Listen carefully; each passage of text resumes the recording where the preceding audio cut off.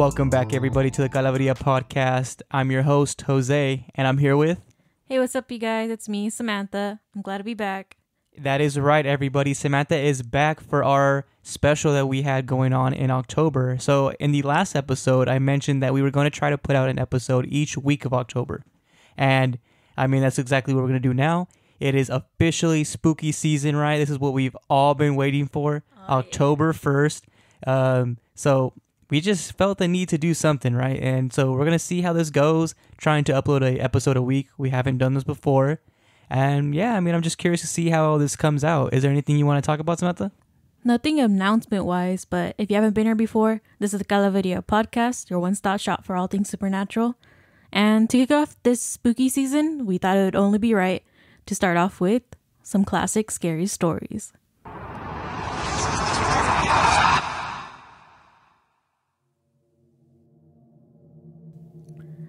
So all of our stories that we have for you guys here today come from Reddit. And if you'd like to hear your own story here on the podcast, feel free to send us an email at calaveriapod@gmail.com. So for my first story, it comes from the subreddit r/ghost stories from the user BigPappy6673. So this one is called Saw Something Lurking in My Closet This Morning. This morning I had the most frightening experience of my life. Just to put a setting in place, my room has my bed in the middle against the back wall, directly in front of my closet. Anyways, back to the story. I woke up with a sweat around 2 a.m. thinking it was too hot. It's getting hotter in Australia. So I got up to turn on my fan, and I felt paranoid as anyone would walking across the room at 2 a.m. But something was strange. Something was watching me. I don't know where or from what, but I thought nothing of it. I put quiet music in my Google Home and went back to sleep.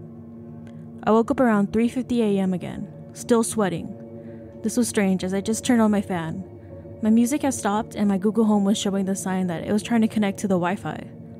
I realized I was too tired to move, so I shifted my eyes to in front of me to reveal my closet and to see someone staring at me with a flat expression. What the heck?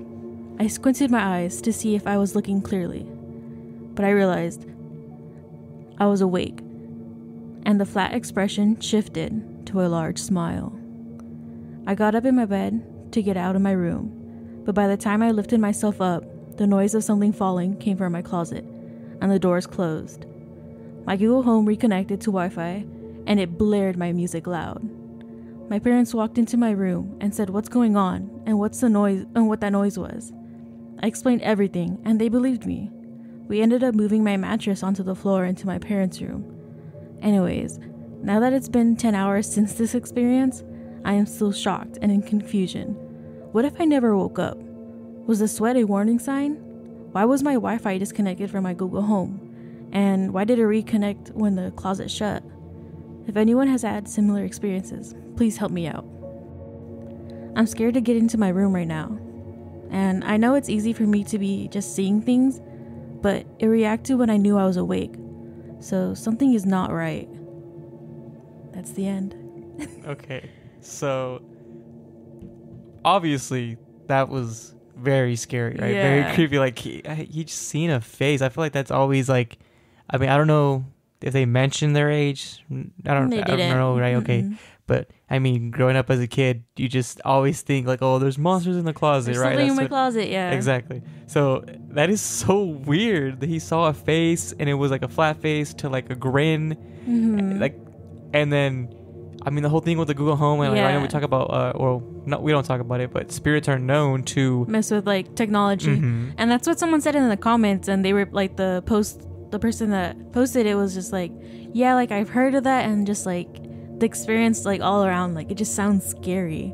Like was that a ghost? Was that an entity? Yeah, like so what was like, messing with him? Okay, so with that, right, that's what I was gonna go on to next. Like, what could this thing be? I mean, it kind of showed its face. Like, I don't know why in my head I'm thinking of like those creepypasta like meme type faces that people would always like associate with those stories, like Jeff the Killer type of thing. Like that's what I was thinking. That's kind of what I was thinking too. And I also like kind of talking back like to the past episode you posted, like when I was listening to it, because I wasn't on that episode. I was just thinking about like the duende smiles, and Right? to me those those stories like where they would smile at the people, Just like huge it grins. just sounds scary. Yeah, that's what I was picturing, just like inhuman grins, basically. Yes, I mean that is very creepy. I really don't know what it could be. I mean, Me if it's neither. a ghost, that's very scary to kind of just be very prominent, just show a face like that. But I do just want to say props to the parents for actually believing their kid, because it seems like parents never believe their kids. But that leads you to think as well, why did they believe them? Maybe the parents experienced something as well, right? And I mean, who knows? Maybe it's just one of those things where, like say like if, when I have a kid, for sure I'm going to believe my kid when he tells me these things, because I'm a strong believer in this stuff. And it could be that maybe the parents are strong believers too, or they experienced something similar, or they've experienced other things in the house. But nonetheless, I mean, props to the parents. They took care of their kid, and I don't blame this person, because I would be scared to go back into the room too. Me too, especially if it had just happened. Like they said in the post, it was just 10 hours ago. Yeah, like that's still very fresh, and I'd be sleeping in our parents' room Oh, still. yeah, I don't care. Well, yeah, I mean, that was a good one. Okay, so, I mean, now I'll go on to mine. And my story is from r/paranormal from the user ParzyFail. And it is titled, As a Correctional Officer, I've had tons of experiences. I've worked as a correctional officer for a long time. I've worked at facilities in Texas and in Michigan. The oldest prison I've ever worked at just recently started to close in Michigan, and it got me thinking about all the paranormal experiences I've had there and in the other prisons that I've worked at. I'd like to share with all of you some of the more notable paranormal experiences that I've had while working at these prisons. First off, I'd like to say that I never really believed in ghosts before I started working as a correctional officer. I started off working in Texas at an intake facility. I worked night shifts 12 hours from 6 p.m. to 6 a.m. The first experience that I ever had was working on a lower security housing unit. When finishing a round, I was chatting with my partner and I heard loud banging sound. It was like at 3 a.m. at this point. No prisoners should be up out of their bunks. I asked my partner if they knew what the banging was, and they, being an older officer, told me bluntly that the unit we were working in was haunted. They told me that the sound was coming from the door of one of the small, quiet cells in a hallway not directly visible from the officer station, and about how a prisoner had died in one. The prisoner allegedly died because the officers working there at the time had given them a sack of food when it was lunchtime for the prisoners, and the prisoner had choked on the food and died. I really didn't believe that the unit was haunted, so I decided to go look at this door. The sound volume increased as I got closer to the door. The door itself was visibly shaking as if somebody was pounding on it. What the heck? Right, yeah. And there was nothing there. There was nothing that could have caused the door to shake like it was. I was at a loss for words. Later that night, I checked the door again, and there was a steamed up handprint visible on the glass of the door's window.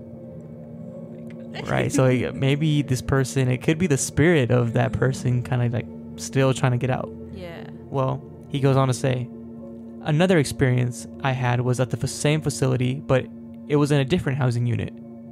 It was around 1 to 2 a.m., and I was sitting inside the officer station watching the cameras and talking to my partner. I looked at one of the cameras and clearly see a prisoner sitting at a table in the day room. I turned my head to look at the day room, and no one is sitting at the table I just saw on camera. I asked my partner to go check it out because no one is supposed to be out of bed yet. I rolled back the time on the camera to see if I could see where the prisoner might have gone. The prisoner on the camera literally slowly fades away and vanishes completely. My partner comes back into the officer station and we both watch this video over and over. Later on that same night, during one of my rounds, I noticed a wet floor sign that got left out. I return it to the porter closet and I get back to the officer station and look back to where the porter closet is, and I see the same wet floor sign left out. I asked my partner if they were playing a kind of joke on me or something, and I let him know that I had just put the sign away. My partner denies doing anything, and I go back and make sure that I put the sign away this time. in the closet, and I lock the door. Get back to the officer station, wet floor sign right there in the open again. My partner and I are both watching this wet floor sign now. It starts to tip over on one end very slowly, 2 of its legs off the ground. The sign then slams itself to the ground. It then proceeded to slide up quickly up the hallway and then back in front of the closet door before ceasing all movement. My partner and I refused to come out of the officer station for the rest of the night because we were scared shitless. I would too. Right? Well, one more notable one from Texas. I was working in an ADSEG unit, really high security unit for prisoners that get into fights and they cause lots of problems repeatedly. Well, we had a prisoner who was sitting in one of these observation cells, and these cells are usually for people who threaten to harm themselves. In the summertime, prisoners will sometimes just say that they're suicidal to be put in one of these cells because they're a lot cooler and they're near the AC. And normally the housing units don't have that. So the prisoner told me that this was what they were doing and that they didn't want to cause any problems. Later on that night, one of my partners and I were watching cameras, and all of a sudden, we see a shadow moving across the floor. Eventually, it come up close to my observation cell and it disappears under the door. This is where it gets a little bit crazy. I do a round and check on the closed observation cell. The prisoner is pacing in the cell. I ask the prisoner if they are okay, and the prisoner tells me that something doesn't feel right, and they're hearing voices that aren't there. I try to calm them down, and eventually they do, and they lay in bed. Later on, my partner calls for assistance because the prisoner had bit into the skin of their own wrist, causing them to bleed, held them over by their head, and was allegedly speaking in tongues. When I started working at the prisons in Michigan, I worked at a prison that's now closing. It was built back in 1877 and is one of the oldest prisons still there. Well, operating in the entire United States. There were so many small experiences that I've had there. Doors would slam, you heard voices, cold chills. But the first really notable experience I had was around Christmas time on my 3rd shift. I was working the oldest unit in the facility. Usually we don't have prisoners there, but we had opened the unit to separate prisoners during the COVID pandemic. I didn't have a partner due to how short-staffed we were, so one of the other officers set up a TV for me to keep me entertained. Because I'd be really far away from all the other units and get bored with no one to talk to. I do rounds for most of the night watching TV in between, and I suddenly hear a banging noise from a door that leads to the hallway that takes you all the way to the even older unused condemned part of the prison. I open the door and take a look down the hallway. A cold breeze hits me, and suddenly my arm hairs stand on end.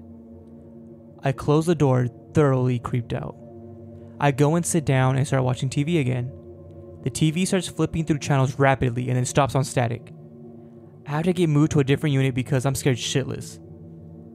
One day, on 3rd shift, my work friend and I were working positions that allowed us to have a lot of free time and no prisoners to watch. We decided to explore the prison. We explored the tunnels that went underneath the prison, the old barns, the old unstaffed gun towers, and we eventually decided to go look at the old condemned part of the prison from the earlier experience. There was a big metal gate that was about halfway down the hallway that had been opened by a big skeleton key. We get back to the old condemned part, and my friend tells me about how this part was supposed to be the old segregation. We had to use flashlights to see because this section is so old and it doesn't have any power. The energy back there I won't ever forget. Just being there filled me with a feeling of dread.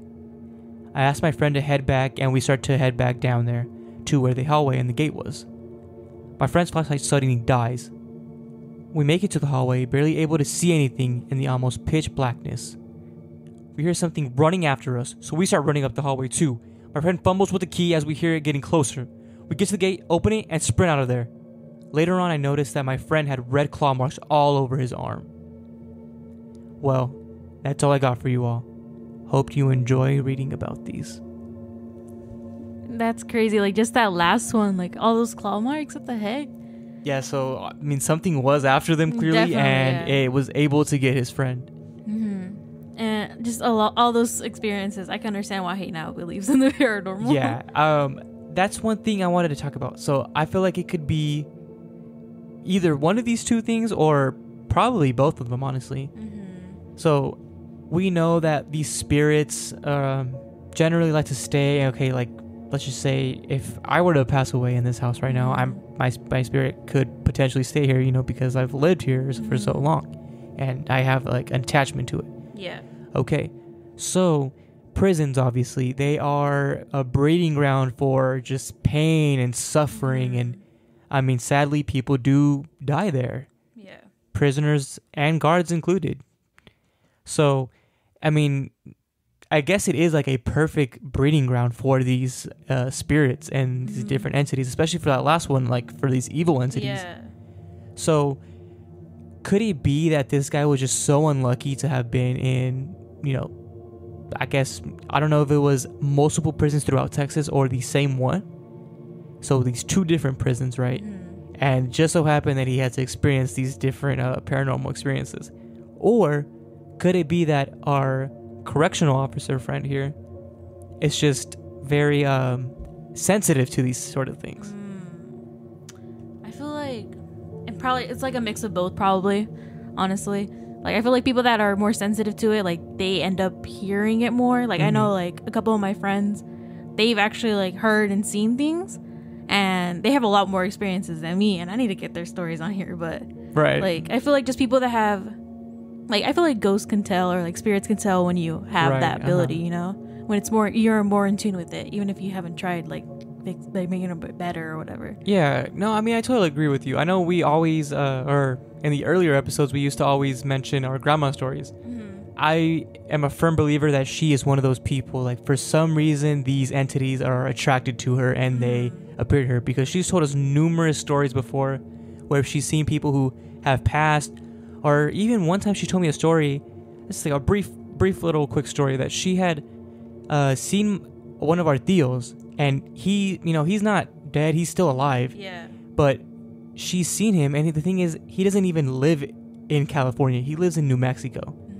She clearly remembered, like, seeing him, talking to him, like, you know, normal. She didn't think anything of it, and then he was gone. And she was just like, oh, okay, like, you know, like, I guess he's gone. But it didn't click, like, in her head after, like, wait a minute, he's not even supposed to be here. So it's weird, like, how these people have that, I guess, gift, right, or that ability. So, I mean, it could be right. It could possibly be those 2 things, but I think it's weird. I mean, that first prison in Texas where he asked the, like, more senior officer, right? And he basically says flat out, like, it's haunted. Yeah. So that one could just be straight up haunted, location, where they all know. And yeah, I mean, they could be that, you know. And the other one, obviously, it says like it's one of the oldest prisons in the U.S. So maybe we might have to cover later on in the future these haunted prisons. It sounds very interesting. These stories are kind of reminding me of that one story, like our cousin Justin. Remember the thing he told us about? Oh, yeah. So, okay, we won't share that story here. We definitely will share it in the future. It is creepy, and he actually has some, like, evidence to go along with it. So maybe we'll share that one in the future. Well, yeah. Okay, so what's next? So my next story comes from the subreddit r/AskReddit. And this is a post called, "What was your strangest experience that made you want to believe in the paranormal?" And this comment comes from Piano Slut. These names they're crazy. Yeah, I mean, it's Reddit. But the story, I want to say it's not too like scary or anything, but it's definitely weird. So I'll go ahead and tell it. One time I ran out of gas in a residential neighborhood. Turns out my gas meter was borked. So I glide as far as I can, and I end up parked outside of this house. I'm thinking, fuck, do I call AA? Or AAA? Yeah, AAA. I was like, wait a minute. Or maybe just walk out to a gas station. Just then, a young woman pulls up in the driveway, right where I'm parked. I'd gotten out of my car, and she sees me standing by the curb, looking flustered. She asks if I need help. I tell her I ran out of gas, and she looks at me like she'd seen a ghost. After an awkward pause, she offers to run to the gas station and fill up the gas canister. I figure she's being awkward because I'm a dude and it's getting dark. I don't offer to go with her. She gets back about 10 minutes later and hands me the canister. I say thanks, and then she goes, wanna know something kind of weird? Of course, I say yes. And she goes, well, today when I was at work, I got this super weird call. She goes on, I guess it was a prank, but the guy on the other end just keeps repeating, have you ever ran out of gas? Have you ever run out of gas? Have you ever run out of gas? What the hell? When I ran out of gas, it was right in front of her house. I happened to be just right in front of this lady's house. That same day, she had gotten all that call with the person just repeating. Oh my god, dude, I just got the chills right now. You have no idea. Oh my god. No wonder she was acting like she was worried I would kill her. We kind of chuckled like, yeah, weird, huh? Both speechless. Still get chills thinking about it. So she basically thought like, this is the guy that called me. That called me. He's gonna kill me. Like, that's scary. Dude, oh my god. I literally, like, the hairs on the back of my neck are standing up right now. I was just like, what the And I just imagine, like, the caller. That's kind of why I read it a little bit more, like, frantic and, like, repeating. Because I just imagine them being, like, crazy and being, like... Yeah, no, definitely. See, okay. When we usually, like, research these stories or look for these stories, there aren't too many that, like, yeah, they're scary, but there's not too many that kind of actually get me, you know? Like, I am aware that this is scary, paranormal, which is why we like to share them, but not many of them kind of stick with me. This one, for some reason, that I don't even know, like somebody just kind of manifested this happening, I guess, or knew that this would happen for some reason. Like the same day, parked right in front of her house, like not anyone else, like that's the farthest he could push his car or whatever. But what like a coincidence. Yeah. Someone in the comments, I just want to say, they're like, there is no fucking way I would have helped you. You are 100% a murderer. Yeah, that is, I mean, props to her though for actually doing it. I mean, I'm sure that person is happy she actually helped. But oh my god. It's creepy. It's very weird. No, that is. Alright, so my next story is from the subreddit The Truth Is Here, and it's from the user Mortis Malum. It is titled, I had conversations with my brother before I found out he died the week before. This is the first time I'm actually writing about this. So when I was 13, my brother 18, he and I were on our way to a movie when we were hit by a drunk driver. I woke up in a hospital 4 days later, having lost my right leg and other leg in cast, along with other injuries. That night, I woke up to my brother sitting up by my bed, telling me everything will be okay and to go back to sleep. Next day, parents came to visit me and see how I was, and I asked them, why was my brother not with them? And they looked at me and they looked at each other, but they didn't say anything. That night again, I woke up to my brother sitting by my bed, again telling me that he knows I can get through this, and I need to be strong and overcome this, and not to let my injuries stop me from living life. We talked a bit, him not answering specific questions, but answering more general questions. I remember asking him why he was still wearing clothes from yesterday, because that was very unlike him to wear anything similar to what he wore the day before. He didn't answer that, but when asked about how he was, he said better than he thought he was, given the circumstances. He reminded me to be strong and to keep living and not to let anything stop me, and how much he loved me before telling me I should get some more sleep. That next day, my parents came to visit me in the hospital, and I asked them why my brother wasn't with them. And they again looked at each other, and it was only after I said that I would like the family visit together and at different times, and would like my brother to visit me during the day when we could talk more, instead of at night, that my dad asked what I meant, and I told him Andy had been coming at night to come visit me. My mom broke down and left the room. My dad then told me that was impossible because Andy died in the accident instantly. I didn't believe it, and I argued with it, and ended up having to be sedated. That night, I had no visit, and the next day, my parents brought me a newspaper article about the accident. Years later, my fiance had an experience and she had never seen a photo of my brother, mind you. She described him to a T and what he was wearing. That is a story for another time, but it was nice knowing my brother is still around and looking out for me and those I love. What the heck? That must have been like so sad to hear. Like, you're seeing your brother like a couple of days after your guys' accident. It's kind of weird he's wearing the same clothes or whatever, but he's telling you like, come on, like keep fighting, like you got this, you'll survive. Yeah. And just to learn he like passed away, and that make like yeah, it would kind of, I feel like he kind of clicked for him, like once he heard like, oh, I'm doing better, like once he heard that and everything like that. And that's it, I'm doing better given the circumstances, you know. So like, I mean, I might have been like, obviously that was crushing for him to find out, right? Like, my brother died actually, and I survived. There has to be some sort of like, you know, kind of survivor's guilt there, which, I mean, rest in peace to your brother. But it seems like the brother is obviously, you know, he's a very kind spirit. You know, he's doing what any big brother would do. He was like consoling his younger sibling and trying to make sure that everything was okay with them. Which, I mean, that's nice to know. And as he mentioned, like briefly mentions at the end with his fiance, that his brother is still like looking over him and those that he loves, which it's very nice. Like the fact that like she was able to describe just her, like his brother to a T. That too. Like that's crazy. Yeah, I mean that alone, I mean, it just kind of, I guess, you know, further confirms it for him. And at least it's nice to know that, like I said, he's watching over them, but he's in a better place and he's still there with them. I mean, even though he might have lost him in such a tragic way, which, again, well, not even again, but I mean, this goes without saying, drunk driving, you know, it's never cool. You should never do it. Come on, guys. Get a ride. Uber is super easy to use. Get an Uber, because it's very costly. And I mean, it's sad that this is something that happens every single day and you don't really hear about it. But until it happens to you. Yeah, exactly. I mean, you don't hear it unless it's some very gruesome accident or something, but I mean, it's something that happens all the time. And you might think it's fun and games or whatever, or, oh, you know, make jokes about it. Like, I know there's tons of people who try to avoid these DUI stops by the police, right?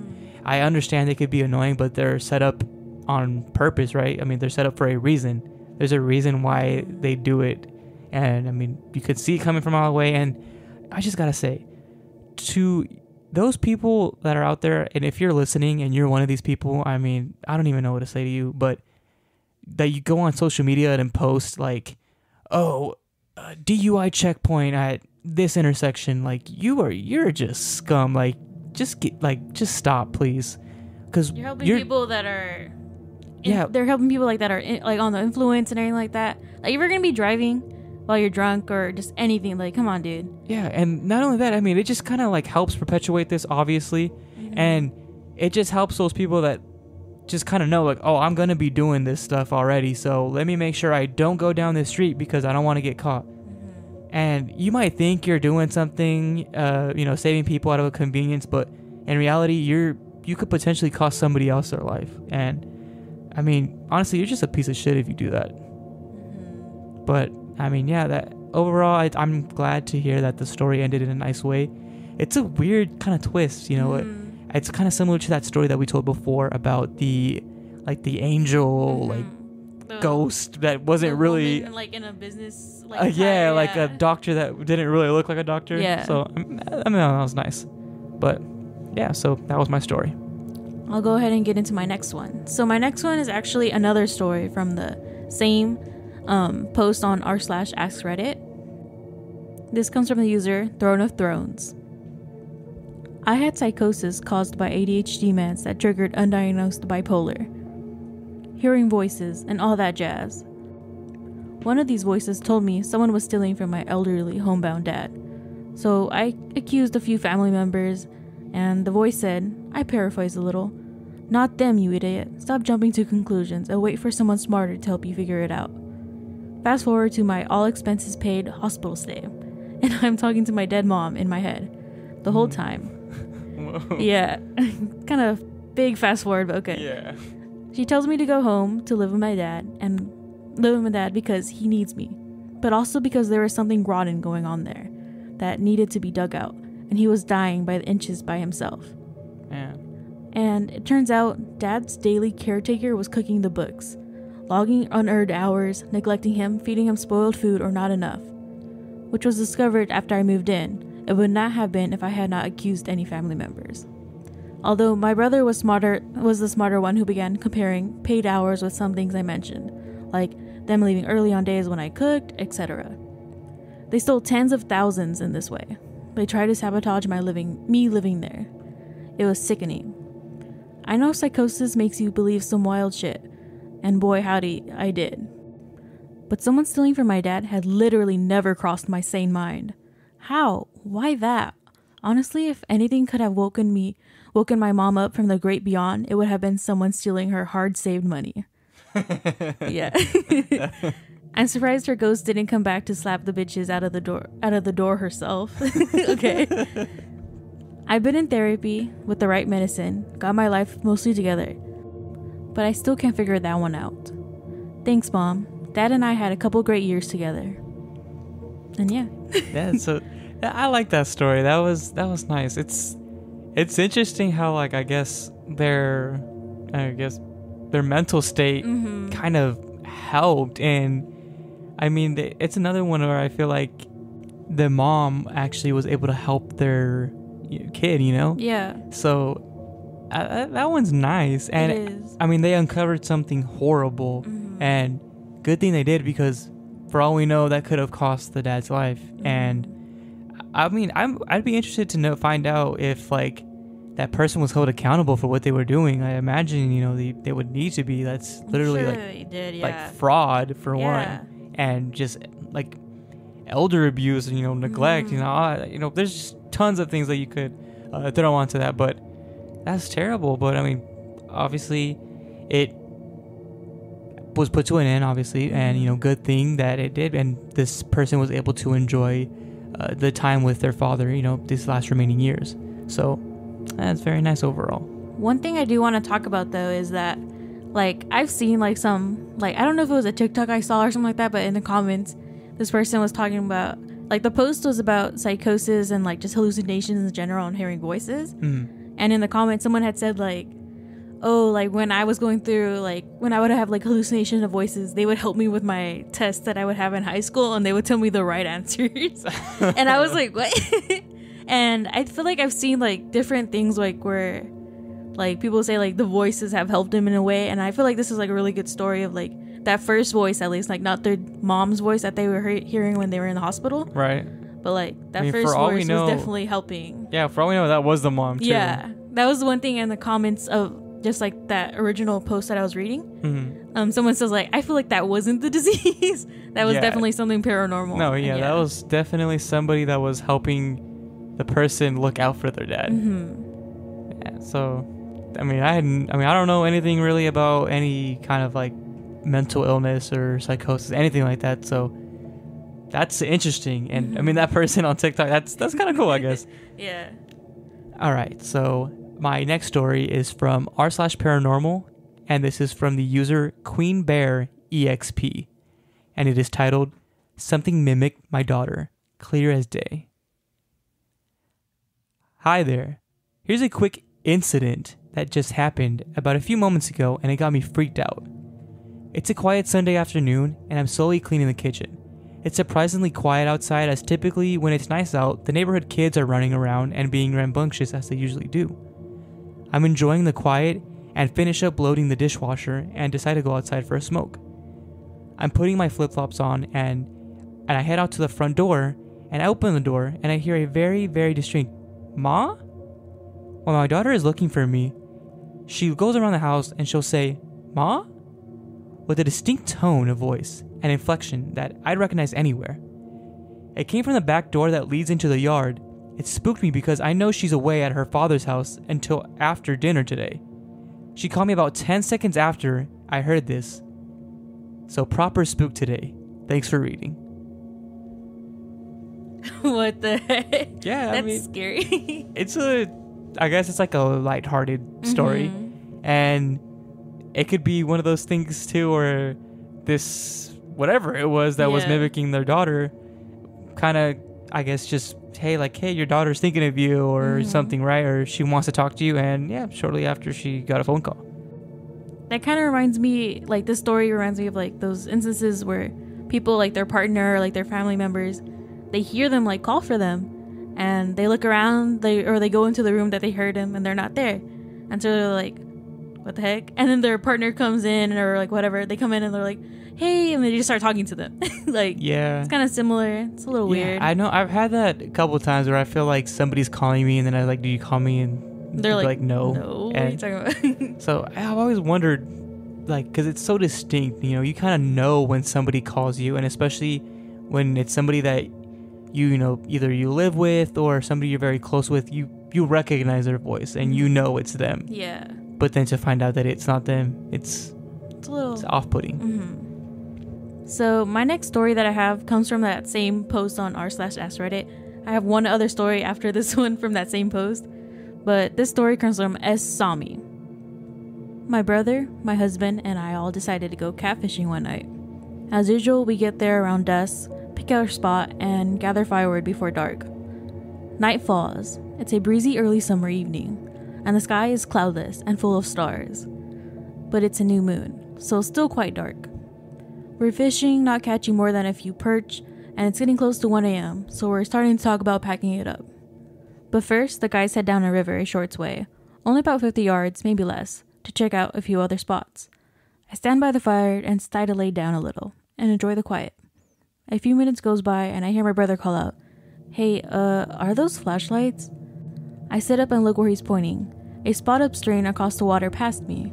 Flashlights would be kind of odd because the location and the time of night. Anyone who would be out there would have already been there. There's 3 little round lights and they do look like flashlight beams. But not really. For one, they are very concentrated and circular, and there's no beam. That part of the riverbank is also very steep. Muddy cliff, just full of brush, so it's kind of weird that there's someone there when there's at least half a dozen easier ways to approach. And the lights aren't moving right.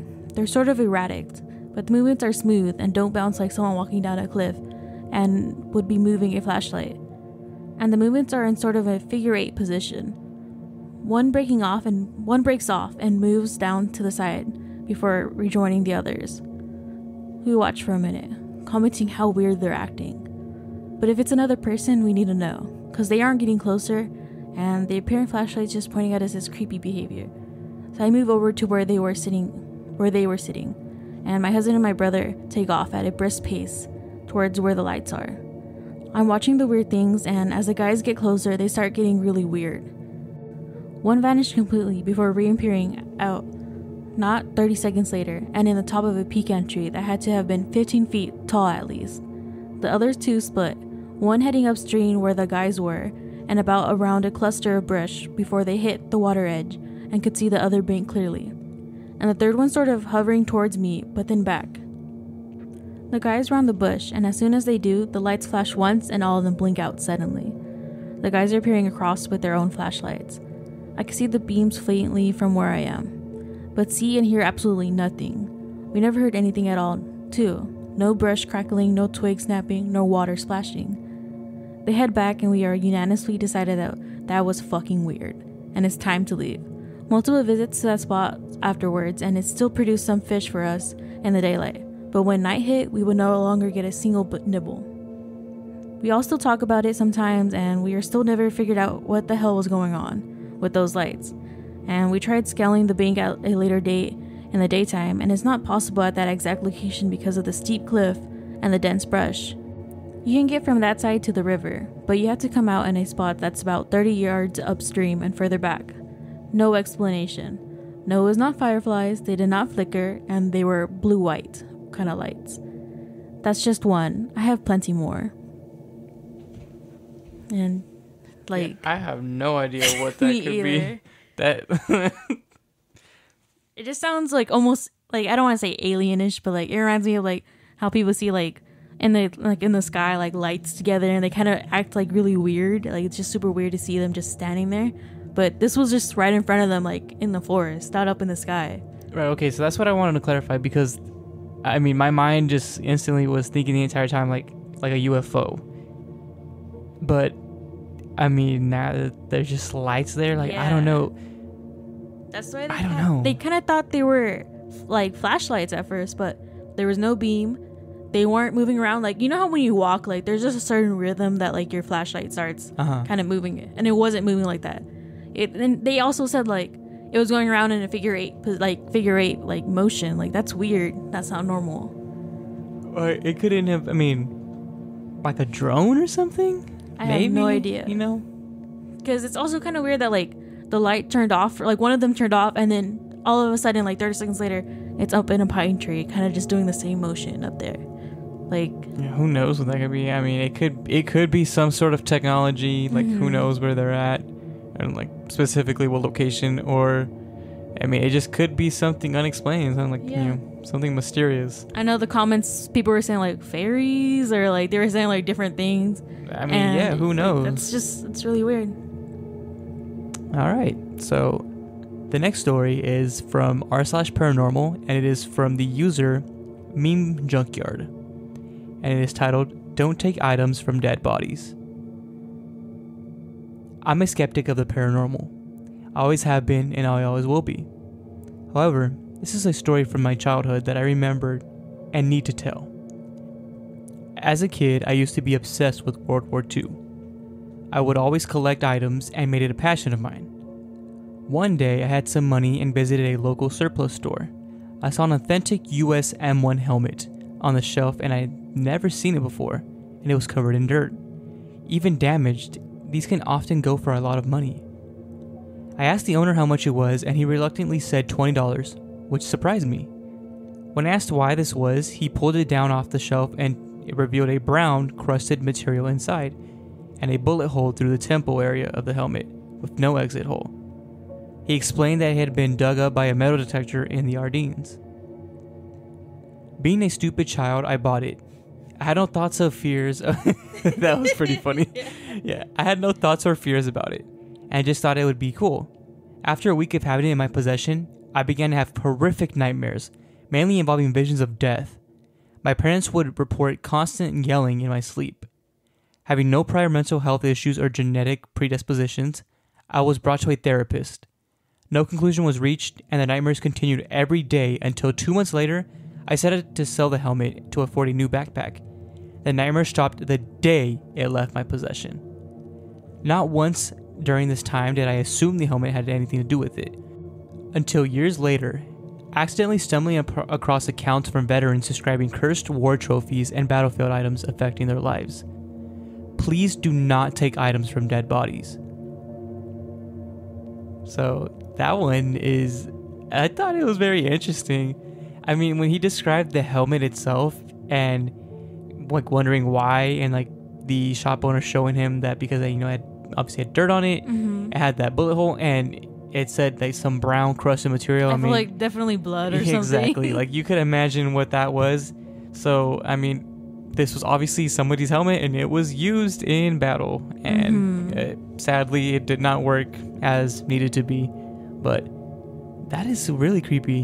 It kind of reminds me of those like paintings that people would like get in possession, and they would have like horrible dreams and nightmares. Right. And like it just reminds me of like people getting a hold of like haunted items, and exactly, that's what I was gonna nightmares. say. I was like, it just reminds me of like Ed and Lorraine Warren, right? That's kind of what their thing was, helping these people and then taking the items with them.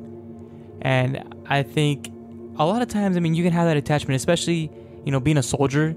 Obviously, this was during World War II, that went on for years, and that's just something that's a part of you, right? And especially, I mean, because that's your uniform, it's basically what you wear every single day. And ultimately, this person lost their life with it on, and it's just fair that, hey, they stuck around with it. Like, this had their spirit. But that's weird. And the fact that he had these visions of death, which, I mean, it just goes hand in hand with the person dying as a result of, being shot through the head. So that one was very creepy. For my next story, this comes from the user Raridan or Raridan, I don't know. So let me begin. When I was 8, my sister and I moved to a small town in Ohio. There were some busy streets, but the road we lived on was out of the way of everything, so no cars drove down it. There was a park and the local middle school behind our house, but there was a separate entrance in order to enter/exit those areas. There was also several local children on my street that were around our age, so we would play outside as often as possible. The community we were a part of was also a very close-knit one, and the downtown was only half a mile away, meaning there was plenty to do in our spare time. So, this is the story. It's the 4th of July. It had been celebrated at that park behind our house, so we were allowed to stay out late. Me and my sister and 3 of our friends were messing around in the parking lot of the middle school at around midnight. Then one of us thought we had seen something peeking out from behind the other side of the middle school. So we do what any frightened, idiotic 8-year-olds would do, and we hide behind the other side of the house and dared each other to peek. Now, it eventually came to my turn to look, and I swear that when I peeked around the corner, I saw something darting back behind the school, and its legs were wrong, like a dog's, if it was standing on its hind legs. We did eventually check the other side of the school, and there was nothing there. This on its own would have been a funny story, but we saw it 2 more times. Once on Halloween night, when we ended up telling it to one of our friends' houses before it disappeared into the woods behind back. And it wasn't that friend playing a prank on us. She was an only child and chasing that thing with us, so there would have been nobody to pretend to be it. And another time when my sister and another one of our friends ran into it, staring at them from under a streetlight, they hightailed it out of there, but never got a good look at its face. That was around 10 years ago now, and none of us have any idea what it was. But I don't think that it's surprising that both me and my sister are now obsessed with horror now. And that story, just the first thing I pictured honestly was, have you seen Harry Potter, the 3rd one, I think, Prisoner of Azkaban, and you seen what's his name? I forgot, Remus Lupin or something like that. When he turns into a werewolf, his hind legs are literally like a dog standing up. It looks weird like that. I listened to this podcast called Monsters Among Us, and in this one it's mainly where people get to call in. It's kind of like a I wouldn't say a talk show, but you get to call in and tell your stories. And mainly on this show, people like to talk about these different cryptids that they've seen, and there's lots of them. They talk about bipedal creatures, or these bipedal just things, I guess you could say. And that's exactly what my mind went to when you mentioned that the thing just kind of ran on its 2 hind legs. And I was thinking of this thing. I don't know if you've heard of it, maybe you have, but the dog man. I have not. That sounds scary. So yeah, that's a cryptid that people talk about. I have no idea where it's from, but in that podcast, like I mentioned, people have called about it, and they'll talk about it it was a dog man, or it was this. And it's, in my eyes, it's just, in a sense, kind of like a werewolf, but I have no idea what it is. Honestly, I couldn't tell you. I know in the comments someone said maybe it's a skinwalker, or just something, I don't know, but I was just to me that sounds scary, because if it's a human and imagining their legs in that way, backwards, that's good. I've always just I remember having dreams when I was little, nightmares of dogs just walking around on their back legs just all the time, and I would be scared of that. And so that story really creeped me out. And oh my god, just imagining just that thing standing underneath the streetlight staring at you, I would be peeing my pants and running out. That's I think you might be one of the only people that have been scared of that. I don't know. Alright, so this next one is from r/paranormal and is from the user Wispified. It is titled, "Our bizarre experiences with the forest behind our house eventually forced us out to move." I was 8 years old when we first moved into the house on the edge of the forest. My parents had their doubts about buying a house with a backyard bordered by a forest.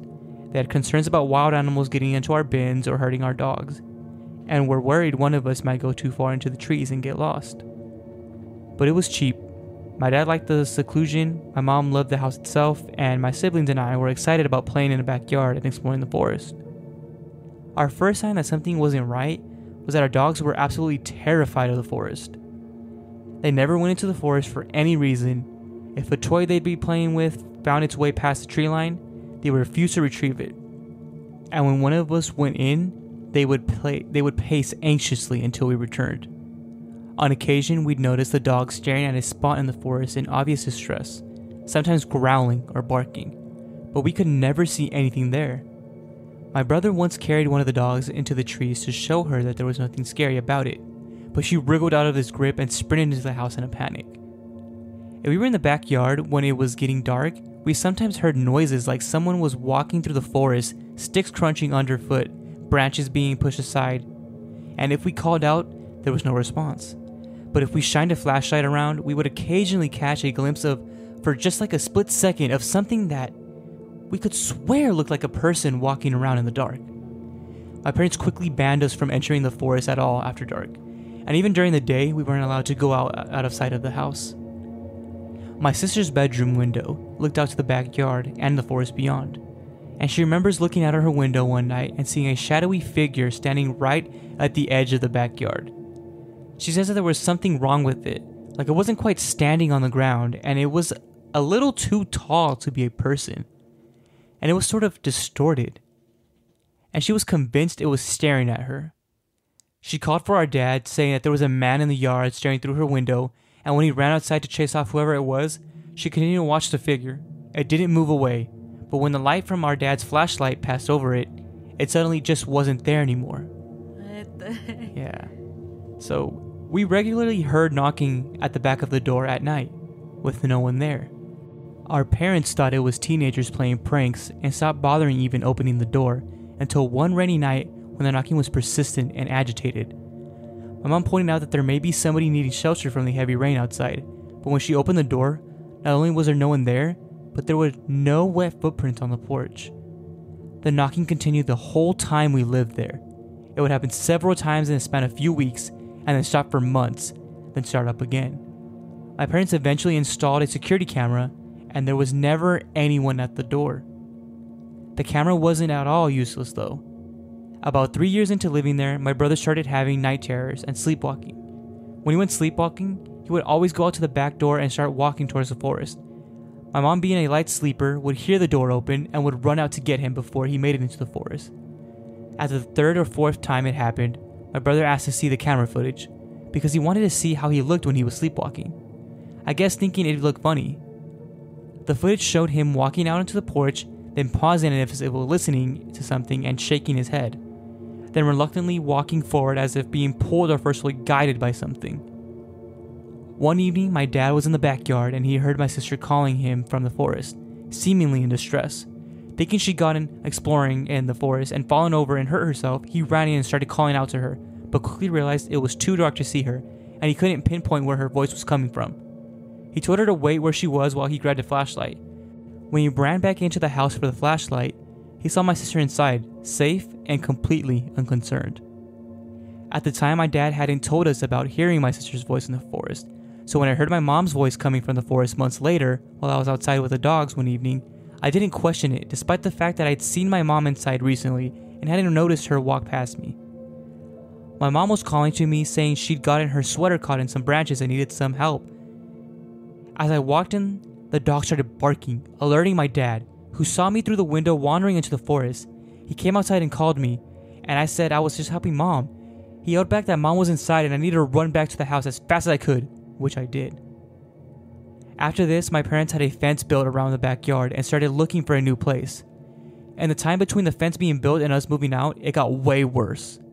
We'd heard knocking at the door more regularly, as well as tapping on the windows, as if someone was walking the perimeter of the house trying every window. We would often hear scratching and scraping sounds on the fence and voices beyond it.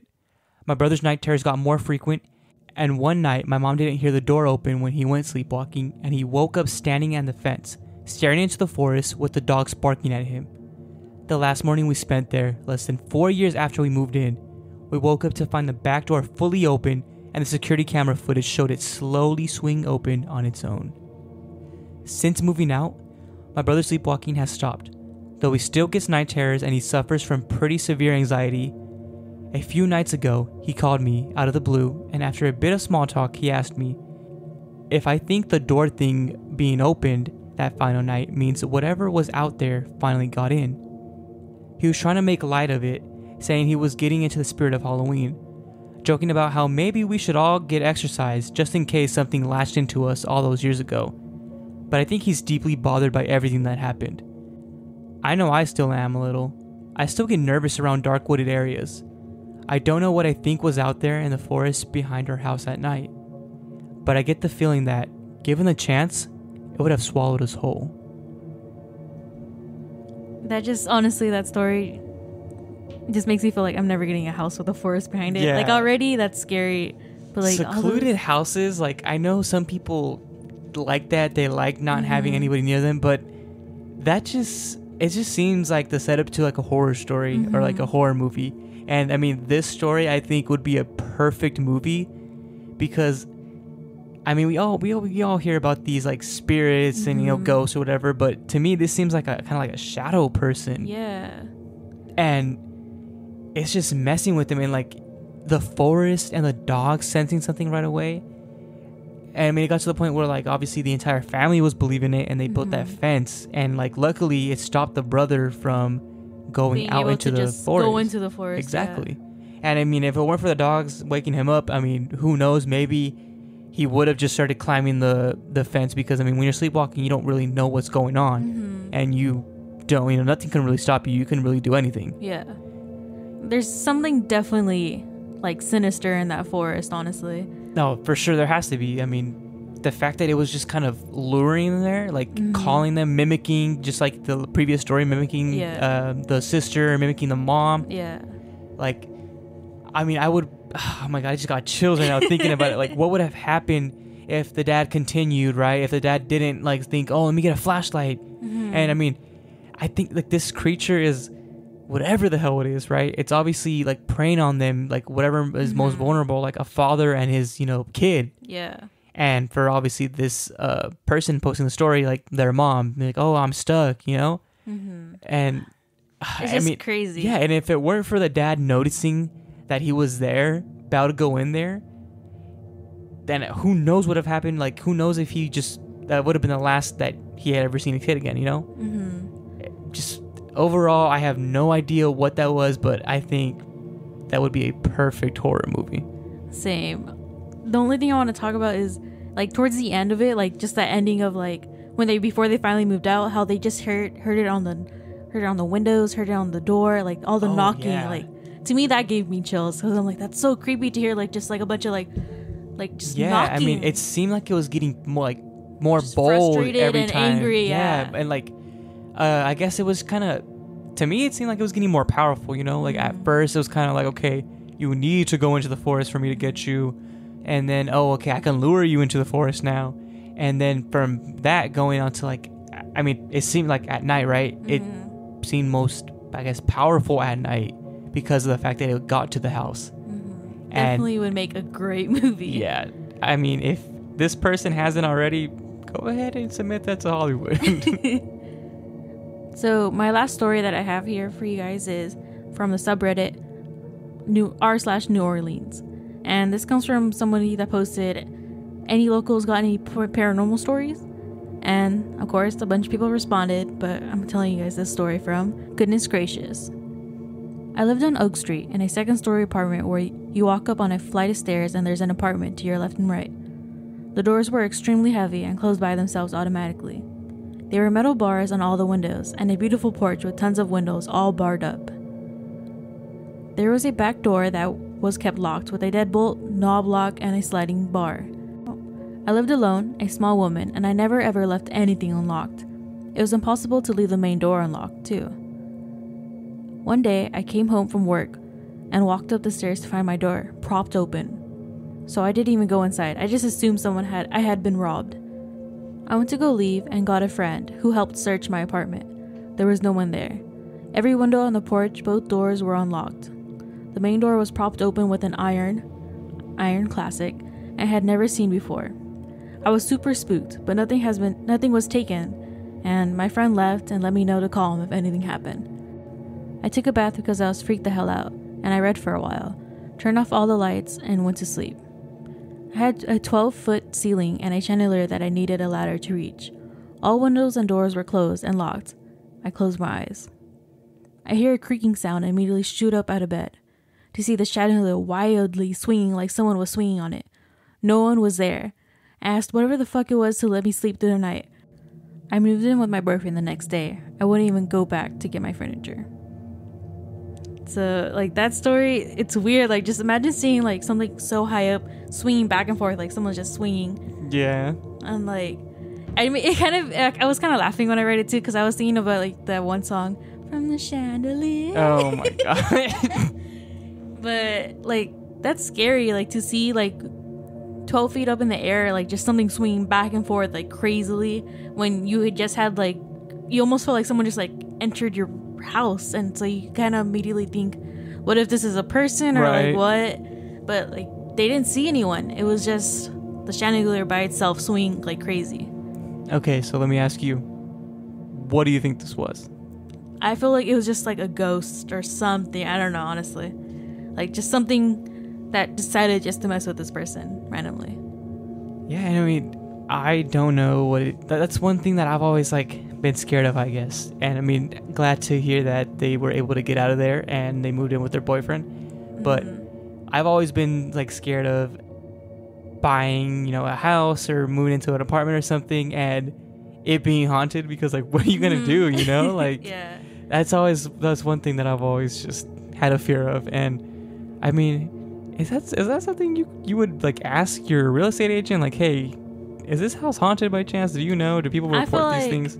I would ask like if there's any like weird things that have happened in the house, like has anyone died, and then like if there was, or like if there like was a big accident in the house or anything, I would be like, okay, has there been any paranormal sightings, like any like complaints? Yeah, I feel like that's a very valid question, because I know people ask about like death in the house and stuff like that. I mean, that's a pretty big one. But I mean, yeah, has anybody seen a little boy running around the house? If they say yes, I'm probably not buying the house.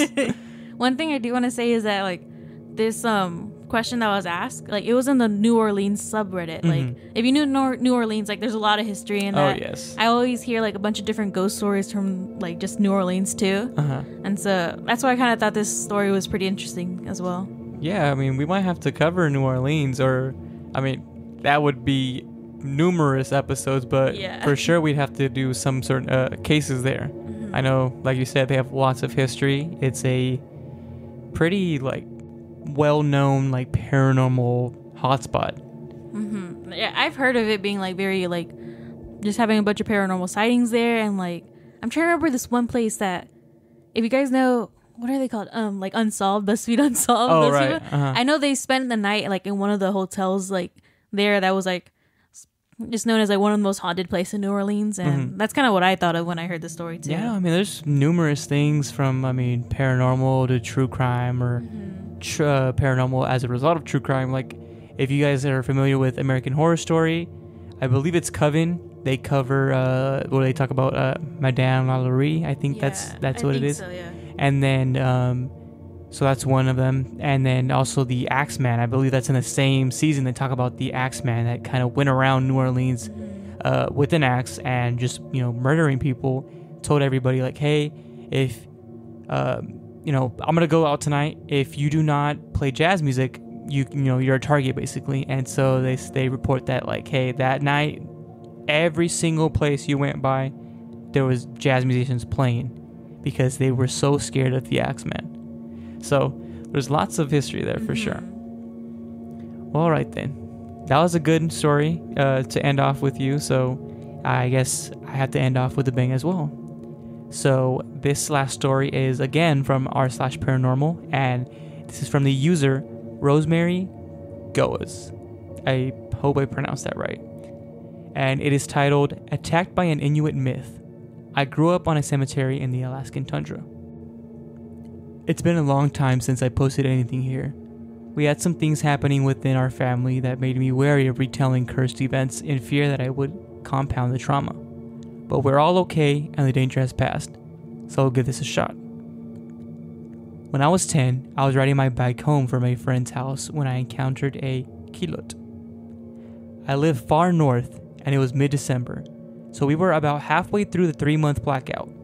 So this means that it was dark 24 hours a day. It was late afternoon, but if it weren't for the streetlights that lined up every street, I wouldn't even have been able to see a thing. I had to pedal slow because I was bundled up in not only my heavy clothes, but also my windproof coveralls, because we were pre-blizzard. I stopped halfway up the hill that led to my street to take a puff off my inhaler and rest my legs. After my breathing slowed, I was able to hear a panting sound behind me. I turned around, expecting to see Petey, the coyote hybrid stray that was basically owned by the entire town. He was super friendly and was known to check on children when they were outside on their own, but Petey wasn't there. Thinking that my hearing was still a little fuzzy due to an inner ear infection that I had just gotten over, I shrugged it off and I dismounted off my bike. It was easier to walk alongside it at this point. As I was nearing my street, I felt a hot breath on the small bit of ankle that was exposed between my coveralls, rolled down to my socks. Immediately, I stopped and looked around again. I was raised by a very superstitious family. My papa always says, if something seems to be a little off, then you're not perceptive enough. After a moment of surveying my surroundings, I saw a four-legged form trotting up the street behind me. It was too tall to be Petey, but too thin to be a wolf or a loose hunting dog, so I began moving again, realizing that it was not an animal I could not predict. I kept my eyes on it and it walked slow, just in case it was a very malnourished wolf that was looking for something to eat. It was only when I turned around slowly onto my street that the animal started walking faster. Its movements were so strange, and it made grunting noises that almost sounded human. When it suddenly began running, I pushed my bike back towards it and dashed up the hill towards my house. Our street was essentially a dirt road that turned into our driveway. The dirt was muddy from melted snow, and I kept slipping. Rocks cut my hands from stopping myself from hitting the ground, and my tiny ankles kept rolling. At one point, I could catch myself in time, and I ended up sliding a few feet down the hill. That's when I felt a searing pain on the back of my left leg. I cried out and rolled over to kick the animal off me. That was when I got a good look at my attacker. It was definitely a canine of some kind, but it didn't have any hair. Its skin looked like black metal under the flickering streetlight overhead. I didn't get a full look at it though, because I immediately began kicking at it again with my leg that wasn't pinned by its own paws and teeth.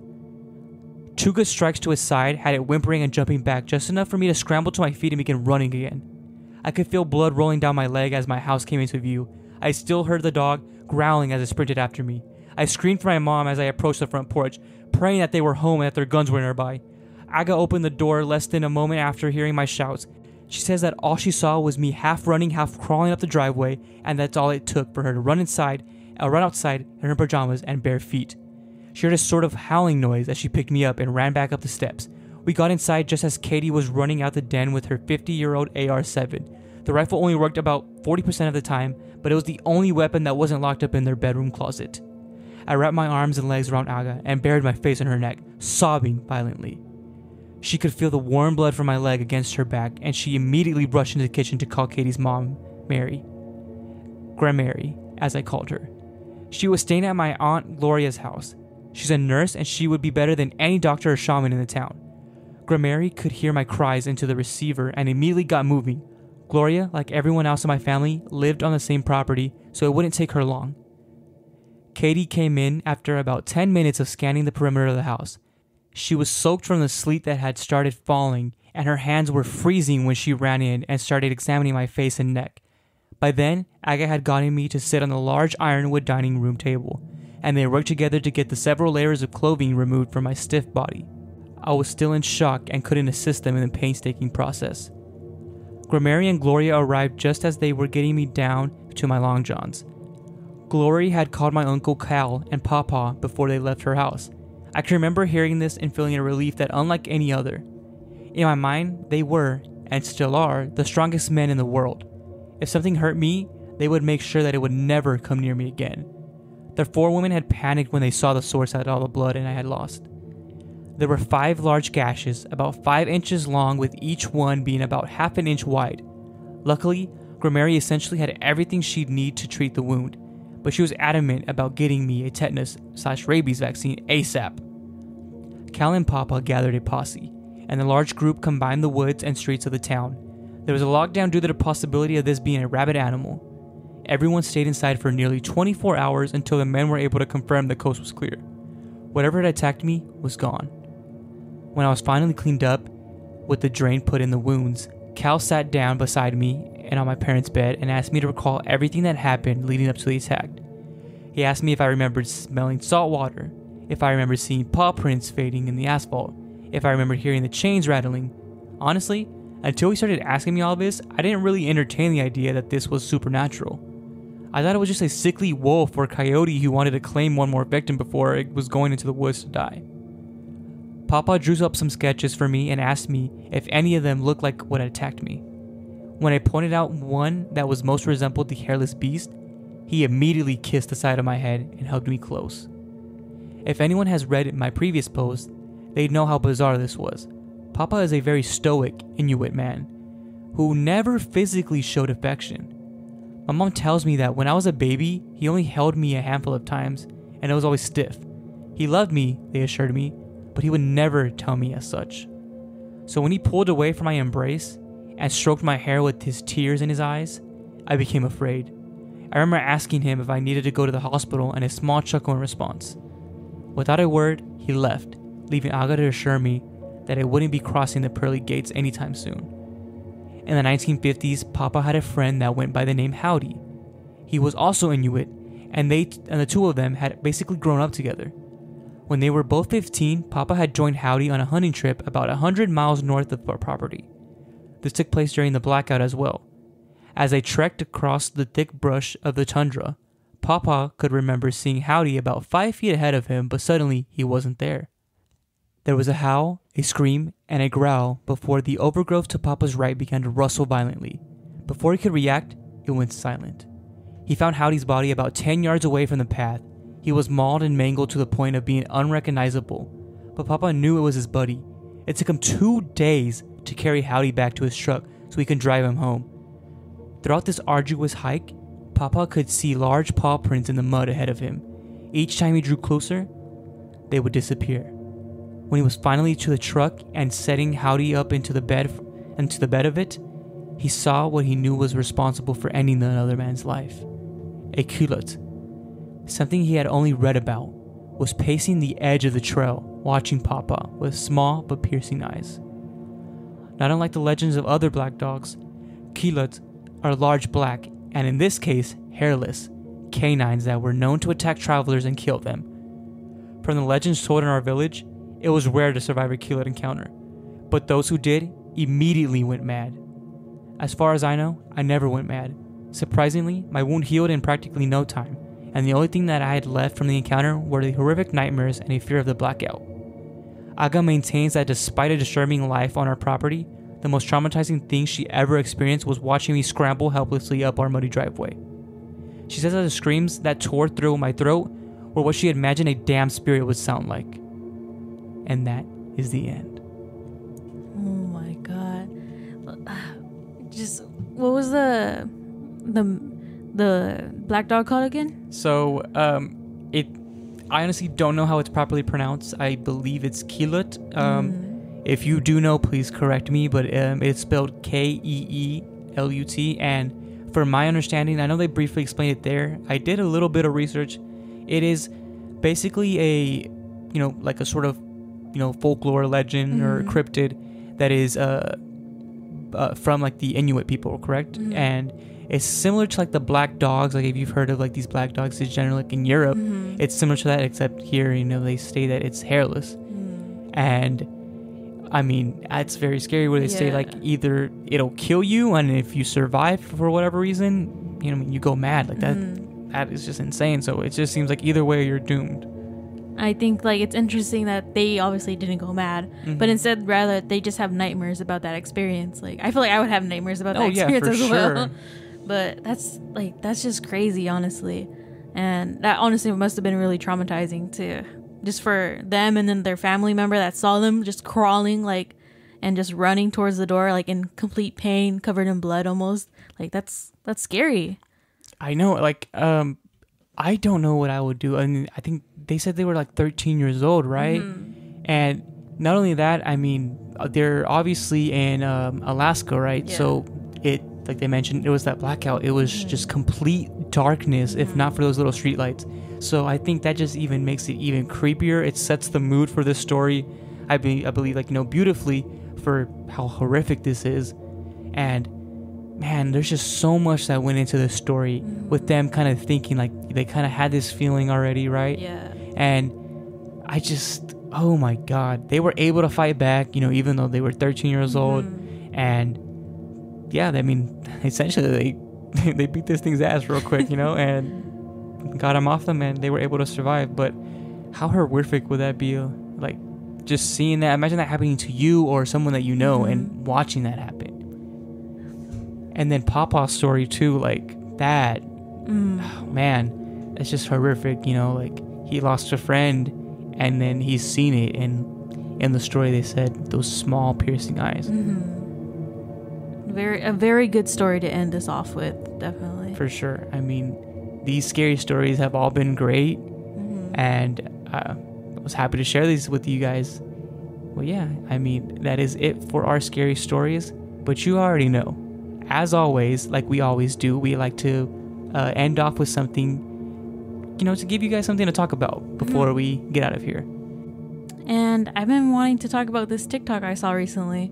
It's of this lady. She is just sitting down on the ground, and she's just kind of like laughing. That's how the video starts off. She's kind of laughing and just staring at her friend that's recording her. And immediately her friend just says like, okay, something's wrong. Like, there's something wrong with her. And they ask like what their safe word is, and she just continues to like laugh kind of like awkwardly or like just weirdly, and she's just staring at the camera. Right. And I think, okay, you have to preface this by saying it looks like they're kind of doing some sort of investigation. You know, they look like, you know, ghost hunters or something. Looks like they're in like a place that isn't like a normal setting for them, probably.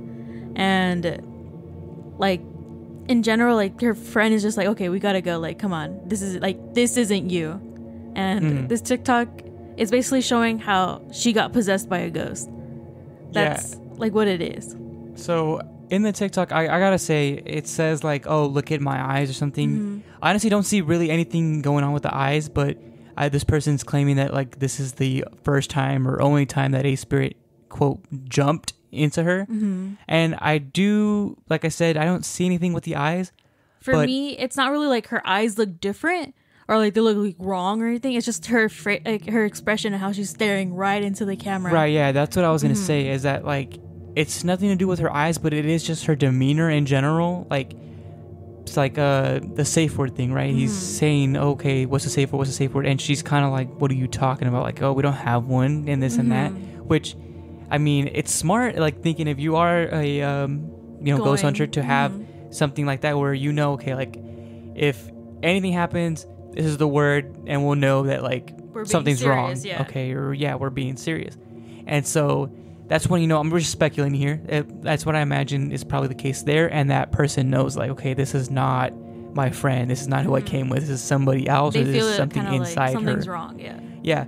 So that is very eerie to think about, that, you know, like that. And when you watch the video, a lot of times when I watch these scary ones, I like to click on the comments. And I know that's one of the things I asked you when we were watching it. I was like, what do the comments say? And then it's like one of the first comments is like, oh, she's watching me over the comments. And it's just weird because she just kind of has, I guess what you can say is like, have you ever heard the saying like, there's nothing behind those like eyes, basically? Like there's literally like nothing blank there. Eyes, kind of. And that's, in a sense, that's basically what she kind of gives off, is that there's just this blank expression. She just has this kind of like, I guess, normal smile, but it doesn't seem like there's anything there.